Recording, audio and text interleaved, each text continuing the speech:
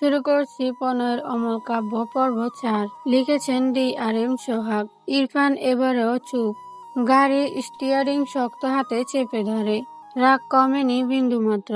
একটু আগে রাগ কমার আগে মনে পড়ল বাড়িতে এক বাচ্চা আছে যাকে তার গলায় তার বাবা মা ঝুলিয়ে দিয়েছে। সেই রাগে কথা বেরোচ্ছে না। রুমা নেওয়াজ ভেজা গলায় বলে, তোমরা বাবা ছেলে পেয়েছোটা কি বলবে?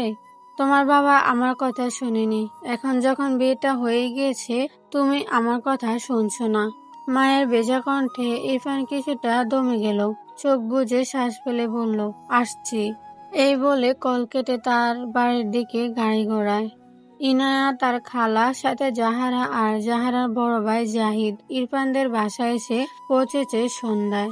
ইনায়া মন খারাপ করে বসে আছে। সে তার ভাবিকে দেখার জন্য এত এক্সাইটেড। এসে দেখে তার ভাবি বাসাতেই নেই, তার বাবা নিয়ে ঘুরতে বেরিয়েছে। ইনায়া ডাইনিং টেবিলে বসে নাস্তা করছে।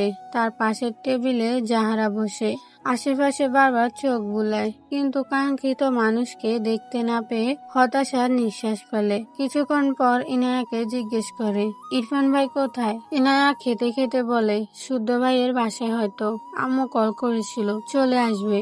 জাহারা খুশি হলো কথাটা শুনে, কিন্তু ইরফান ভাই বিবাহিত ভাবতে মুখটা কেমন যেন মলিন হয়ে গেল। কিছুক্ষণ পর জাহিদ এসে ইনায়াদের উল্টো পাশে বসে। ঠিক সেই সময়ে কেউ বেল বাজায়। কাজের মেয়ে রিতা যেতে নিলে জাহিদ তাকে থামিয়ে নিজে যায়। ইরফান এসেছে হয়তো, এ ভাবনায় সে নিজে দরজা খুলতে যায়। ইরফানের সাথে তার দহরম মহরম সম্পর্ক নয়, তবে টুকটাক কথা বলে, যদিও সে ইরফানের চেয়ে 2 বছরের ছোট। দরজা খুলে সামনে তার খালু তারেক নেওয়াজকে দেখে সালাম দেয়। পাশে মাইরাকে দেখে অবাক হয়ে বলে, খালু, এটা ইরফান ভাইয়ের বউ? তারেক নেওয়াজ মৃদু হেসে বলে, হ্যাঁ। জাহিদ মাইরার দিকে হাত বাড়িয়ে বলে, hi, nice to meet you. Myra আমতা আমতা করে। অপরিচিত ছেলের সাথে হাত মেলাবে কেমন যেন লাগছে। নিজের সংকোচ কাটাতে না পেরে ছোট করে একটা সালাম দিল। জাহিদ ব্রুকুসকে সালামের উত্তর নিয়ে তার হাত সরিয়ে আনে। তার খালুর দিকে তাকিয়ে বলে, এই ছোট্ট পুতুলকে কোথায় পেলেন খালু? তারেক নেওয়াজ ভেতরে যেতে যেতে বলে, ভাগ্যে ছিল তাই পেয়েছি। মাইরা বোকা চোখে জাহিদের দিকে চেয়ে আছে। জাহিদ হেসে বলে, তুমি তো অনেক ছোট, আমি তোমাকে তুমি করেই বলছি। তোমার নাম? মাইরা জোরপূর্বক হেসে উত্তর দেয়, জি, মাইরা ইসলাম। জাহিদ সাইড দিয়ে বলে, ওকে, আমি তোমাকে নাম ধরে ডাকলে মাইন্ড করবে? তুমি আমার চেয়ে অনেক ছোট। ইরফান ভাইয়া বেশ রাগী। ভাইয়া অনুমতি দিলে কনফার্ম তোমাকে নাম ধরে ডাকবো, ওকে? মাইরা বিরক্ত। এক পাগলের থেকে ছাড়া পেয়ে আরেক বেয়াদবের পাল্লায় পড়লো। ধ্যাত, তবুও জোরপূর্বক হেসে মাথা নাড়ালো। জাহিদ সাইড দিয়েছে দেখে দ্রুত ভেতরে যায়। জাহিদ দরজা আটকে এগিয়ে যায়। ভেতর থেকে ইরফানের খালা বেরিয়ে সোফায় বসে। জাহিদ মায়ের পাশে দাঁড়িয়ে বলে, আমি এরকম একটা কিউট পুতুল চাই আম্মু, হাউ সুইট। জাহিদের কথায় সবাই হাসলো। জাহিদের মা বলল, তোমার জন্য মেয়ে ঠিক করেছি আমরা।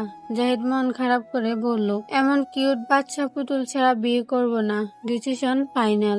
জাহিদের কথায় মায়ের বেশ বিব্রত বোধ করছে। এতগুলো মানুষ কারা? কাউকে চিনতে পারছে না মেয়েটা। ইনার পিঠ সমান চুলগুলো ছেড়ে দেয়া, এসে গোসল করেছে, চুল ভেজা তাই ছেড়ে রেখেছে। খাবার শেষে বসা থেকে উঠে দাঁড়ালো। মায়ের পাশে এসে দাঁড়িয়ে জাহিদের দিকে তাকিয়ে বলল, জাহিদ ভাইয়া, আমার ভাবির দিকে নজর দিও না তো, যাও। ইনায়ার কথা শুনে জাহিদ ইনোসেন্ট ফেস বানিয়ে তার মায়ের পাশে গিয়ে বসে হেসে বলল, ওহো ইনায়া, আমি তোমার ভাবির দিকে নজর দেইনি, তোমার ভাবির মতো একজনকে ছেড়েছি। ইনায়া মায়ের দিকে তাকিয়ে বলল, মাশাআল্লাহ, তুমি এত সুন্দর ভাবি, আমার তো মেয়ে হয়েও হিংসা হচ্ছে। মায়েরা খুবই বিব্রত বোধ করছে। এরা সবাই তাকে কি এখন জাদুঘরে রাখবে নাকি? একটু না হয় পর্সায়। মায়ের মনে হলো এরা তাকে ফার্ম দিয়ে পোলাতে চাইছে। অনেকক্ষণ তো চুপ থাকলো, এখন কথা না বলে পেট ফেটে যাবে। মেয়ে কি হেসে বলল, তোমরা এই বাসার কে আমি জানি না, তবে তোমরা সবাই আমাকে ফার্ম দিচ্ছ, আমি ধরে পেরেছি। মায়ের কথা শুনে সবাই অবাক হয়ে তাকালো। নতুন বউয়ের মুখে এমন কথা শুনে সবাই একটু অবাক হয়েছে। মায়েরা সবার এক্সপ্রেশন দেখে বুঝলো না সে কি ভুল কিছু বলে ফেললো। ইনায়া হেসে বলল, মোটেও ফার্ম দিচ্ছি না, তুমি আসলে খুব সুন্দর। এর মাঝে ইরফানের মা ঘর থেকে বেরিয়ে এসে বলে, কি হয়েছে? ইনায়া মায়ের হাত ধরে বলে, আম্মু ভাবি অনেক কিউট, তো আমি কি করব? মায়ের কথায় ইনায়ার মুখ চুপসে গেল। ইনায়া তার বাবার দিকে তাকালে দেখলো তার বাবা তার দিকে গম্ভীর মুখে চেয়ে আছে। ইনায়া বুঝলো না মা এভাবে কথা বলছে, বাবা ওভাবে দেখছে। তার ট্যুরের ব্যাপার কি ভাইয়া বলে দিয়েছে? আপাতত এই ভাবনা রেখে মায়ের দিকে তাকিয়ে বলল, তুমি কিসে পড়ো ভাবি? মায়েরা মৃদু হেসে বলল, আমি এবার এসএসসি দিব। তুমি আমার বরের বোন তাই না? আমার শাশুড়িকে আম্মু ডাকলে তাই ধরে ফেলেছি। জাহারা, জাহিদ আর ইনায়ার খালার সবার দিকে হাত দিয়ে দেখিয়ে বলে, ওনারা সবাই কারা? আমাকে পরিচয় করে দাও তো আপু।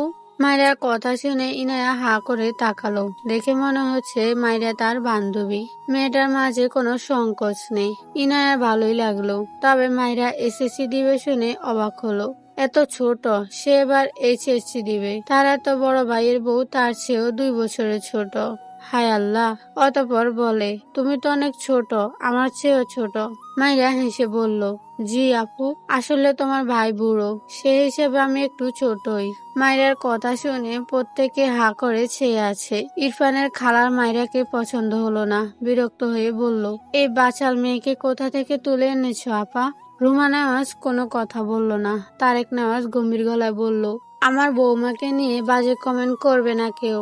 তারেক নেওয়াজের কথায় জাহারার মা চুপ হয়ে গেল, কিন্তু মায়েরা হেসে এগিয়ে এসে বলল, আন্টি, আপনি আমাকে বাচাল বলায় আমি অনেক খুশি হয়েছি। আপনি জানেন, আমি পেটে কথা জমিয়ে রাখতে পারি না বলে আমার হার্ট আপনাদের চেয়ে অনেক ভালো। আমি গ্যারান্টি দিচ্ছি, এক্ষুনি পরীক্ষা করলে আমার হার্ট সবচেয়ে ভালো পাওয়া যাবে। মায়ের কথায় ইরফানের খালা বিরক্ত হলো। পাশ থেকে জাহিদ হাততালি দিয়ে বলল, কারেক্ট বলেছো তুমি মারা। মায়েরা ব্রুকুসকে বলল, মারা কি? জাহিদ হেসে বলল, তোমার নাম? মায়েরা মুখ বাঁকিয়ে বলল, আমার নাম মাইরা, নট মারা। জাহিদ মাথা চুলকে বলল, ওহ সরি, রশ্মি বলতে ভুলে গিয়েছিলাম। জাহারা বিরক্ত, চরম বিরক্ত মায়েরার উপর। কেন যেন ভীষণ রাগ লাগছে। সে করছে মায়েরার গালে ঠাস ঠাস করে থাপ্পড় লাগিয়ে দিতে। কেন এমন ইচ্ছে তার মাঝে উদয় হলো বুঝলো না। বিড়বিড় করলো, ঢঙ্গি একটা, অসহ্য। ইনায়া মায়েরাকে টেনে জাহারার সামনে নিয়ে গিয়ে বলল, ভাবি, এটা আমার খালাতো বোন জাহারা। মায়েরা হেসে জাহারার দিকে হাত বাড়িয়ে দিলে জাহারা বিরক্ত চোখে তাকালো মায়েরার দিকে। মায়েরা জাহারার এমন বিরক্তি এক্সপ্রেশনে হেসে বলল, তুমি কি আমার বেশি কথা নিতে পারছো না বলে বিরক্ত? ঘরে আমার ব্যাগে তুলো আছে, একটু পর তোমাকে এনে দিব, কেমন? আসলে আমি বেশিক্ষণ চুপ থাকতে পারি না, সরি আপু। জাহারা দাঁত চেপে মায়ের দিকে তাকিয়ে আছে। ইনায়া জাহারার কাণ্ডে কিছু বুঝলো না, এখানে কিছু বললো না। আর এদিকে মায়েরা তো ফটাফট মুখের উপর সত্যিটা বলে দেয়। ইনায়া যত দেখছে ততই অবাক হচ্ছে। মায়েরাকে নিয়ে তার খালার সামনে গিয়ে বলল, এটা আমার খালামণি। মায়েরা ইরফানের খালাকে সালাম দিয়ে বলল, আন্টি মানে খালা। এর আগে আন্দাজে বললেও ঠিকই বলেছি, তাই না খালামণি? ইরফানের খালা ব্রুকুসকে মায়ের দিকে চেয়ে আছে। বিরক্তির সীমা পার করছে এই মেয়ে। এরই মাঝে আবারও বেল বাজলে জাহারা বসা থেকে দাঁড়িয়ে যায়। একটু আগে ইনায়ার কাছে শুনেছে ইরফান আসবে, তাই কাউকে সুযোগ না দিয়ে দ্রুত পায়ে সে দরজা খুলে দিল। ইরফানকে দেখে মিষ্টি হেসে বলল, কেমন আছো ইরফান ভাই? ইরফান একবার ভেতরে তাকালো, সবাইকে ডাইনিং এ বসে থাকতে দেখলো। এরপর জাহারার দিকে তাকিয়ে ভেতরে যেতে যেতে ছোট্ট করে বলল, ভালো। জাহারার মন খারাপ হলো। সে কেমন আছে এটা একবার জিজ্ঞেস করলে কি এমন হতো। ইরফান তার খালার সাথে কথা বলার জন্য সেদিকে এগিয়ে যায়। তার খালার সামনে তার উল্টো ঘুরে কেউ দাঁড়িয়ে। ইরফান বিরক্ত হয়ে তার খালার দিকে তাকালো। অসুবিধা হলো না, কারণ মেয়েটা তার বুক সমান, বেশ খাটো। না, মেয়েটা খাটো না হয়তো, ইরফানের হাইট একটু বেশি, তাই সেভাবে তার খালাকে একটা সালাম দিল। মায়েরা একদম তার পিছন থেকে কারো গমগমে কণ্ঠে সালাম শুনে ব্রুকুচকে পিছন ফিরে তাকায়। ইরফানকে দেখে মায়েরা চোখ বড় বড় হয়ে যায়। ভয়ে আতঙ্কে এক চিৎকার দেয়, দু হাতে মুখ চেপে ধরে। পিছন থেকে পড়তে পড়তেও ডান হাতে সোফার কোনা ধরে নিজেকে সামলে নেয়। ইরফান ব্রুকুচকে মায়েরার দিকে চেয়ে আছে। মায়েরা ভয়ে ঢোক গিলছে বারবার। সবাই বুঝলো না মায়েরা এভাবে চিৎকার দিল কেন।